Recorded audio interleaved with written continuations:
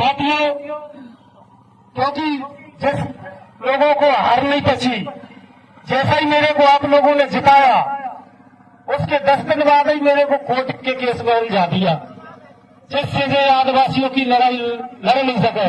अरे तुम क्या मेरे को रोकोगे? जब मैं विधायक नहीं था, जब भी लड़ता था पूरे 100 से लेकर भोपाल तक पदयात्रा करके 389 लड़के पुलिस आरक्षक बनवाए थे। चाहे कोई विधायक नहीं था या कोई मंत्री था हमारा लोग, इसके बाद भी तो इससे घबराने वाले अनुभव नहीं है। कोई तारीख पे तारीख लगती है, मेरे कोर्ट में जाना पड़ता है 4-4, 5-5 दिन में। और कल फिर हमको जाना, परसों तारीख लगी है हरिराम सिंह मौर्य जी को लेके, और हमारी बहन है मंजू आदिवासी, इनकी भी साथ में तारीख लगा रखी है, इनको भी जाना है। ये कुछ बात अभी एक बयान सुना था मैंने, उनका कोई अध्यक्ष है एक कोई हिस्से बन करके, वो एक वीडियो जारी कर रहा, मुकेश मल्होत्रा को रामनिवास रावती सपने में दिखाई देते हैं। अरे वो क्या दिखाई देंगे, उनको हम दिखाई देते हैं कि आदिवासी इतने नेता कैसे बन गए। साथियों, उसने मतलब गुंडागिरी से 40 साल से चुनाव जीता है। हमारे सीधे साधे लोगों पर गोली चलाते हैं वो लोग, मारते कूटते हैं हमारे लोगों को, वोट की पर्चियों को छीनते हैं, हमारी जमीनों को छीनते हैं। आपने देखा मेरे चुनाव में कितना इन लोगों दोपहर गांव में जानवर में पाटल गई जहर दही पड़ा, हमारी बहन बेटी इनके छाती में गोली लगी थी। ऐसे तो मतलब गुंडागिरी और डकैती करके चुनाव जीतने चाहेंगे कि ऐसे लोगों को भविष्य वोट देंगे आप लोग? बताओ। मैंने तो हमारे सीताराम जी प्रसन्न पानी और भी कोई आदिवासी भाई आएगा, लेकिन हमें आदिवासी भाई बनेगा साथियों।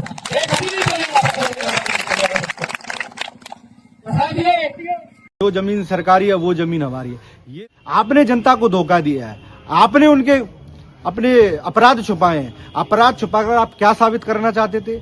अपराधी अगर अपराध छुपाए तो उनका दंड देना एक न्याय बनता है। और आपने जो कृत्य किया है, ये आपने दुस्साहत किया है अपने अपराधी के अपराधों को छुपाने के लिए।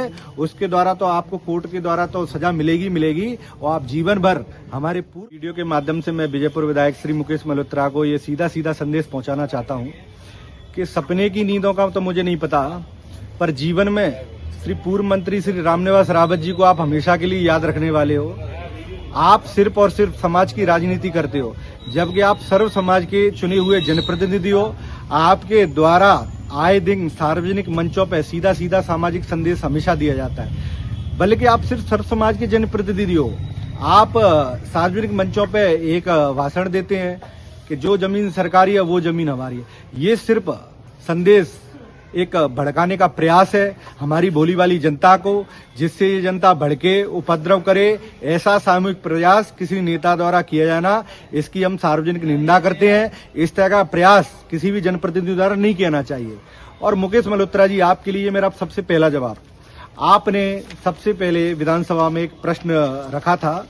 मैं आपको एक संदेश के माध्यम से बताना चाहता हूं, आप चुने हुए जनप्रतिनिधि हो, आपको न सिर्फ इतना ज्ञान होना चाहिए कि विजयपुर, वीरपुर और कराल ये तहसील है ना सीपरी का हिस्सा है, ये तहसीलें सिर्फ श्योपुर जिले का हिस्सा है।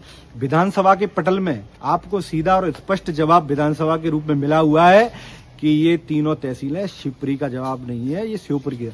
कॉपी पेस्ट करने के अलावा थोड़ा ध्यान आप जनता के विकास पर देते तो आज ये दिन आपको देखने नहीं पड़ते। सार्वजनिक मंचों पे आप जिस तरह की कोर्ट और राजनीति की बयानबाजी करते हैं, मैं आपको बता देना चाहता हूँ, संविधान द्वारा जनप्रतिनिधित्व अधिनियम नियम 1951 की धारा 123 के तहत ये अधिकार माननीय संविधान द्वारा हमें दिए गए हैं कि किसी जनप्रतिनिधि द्वारा अगर अपराध छुपाए जाते हैं तो ये बिल्कुल एक गलत कृत्य है, बल्कि उनके खिलाफ ये अपील भी दायर की है ना, ये संविधान ने हमें अधिकार दिया है। आपने जनता को धोखा दिया है, आपने उनके अपने अपराध छुपाए हैं। अपराध छुपाकर आप क्या साबित करना चाहते थे? अपराधी अगर अपराध छुपाए तो उनका दंड देना एक न्याय बनता है। और आपने जो कृत्य किया है, ये आपने दुस्साहत किया है अपने अपराधी के अपराधों को छुपाने के लिए। उसके द्वारा तो आपको कोर्ट के द्वारा तो सजा मिलेगी और आप जीवन भर हमारे पूर्व मंत्री श्री रामनिवास रावत जी को याद ही नहीं रखेंगे, बल्कि आप जीवन में उनका जाप भी करते रहेंगे। आप समाज की राजनीति मत करिए, आप समाज में भड़काने का संदेश मत दीजिए। मैं आपको सीधे और स्पष्ट शब्दों में संदेश देना चाहता हूँ, जिस आशा के साथ आपको जनता ने चुना हुआ, आप वो आशा को पूरी नहीं कर पाए। आपकी बौखलाहट ये साफ साफ सिद्ध कर रही है कि आप बिल्कुल बौखला चुके हैं, आपकी नींद तो हराम हो ही गई है। अब आपको सीधा सीधा केवल बौखलाने का प्रयास आपके द्वारा किया जा रहा है। आप सिर्फ अपनी जनता और अपने समाज को भगड़ाने का प्रयास कर रहे हैं। ये आप प्रयास कर सकते हैं क्योंकि जनता के बीच में आकर आप सार्वजनिक रूप से ये स्वीकार कर ही नहीं सकते। मैंने आपको खुला निमंत्रण जनता के बीच में बहस करने के लिए दिया था और रामनिवास रावत जी तो एक चुने हुए जनप्रतिनिधि, जनता की सेवा करते करते उनका जीवन बीत गया।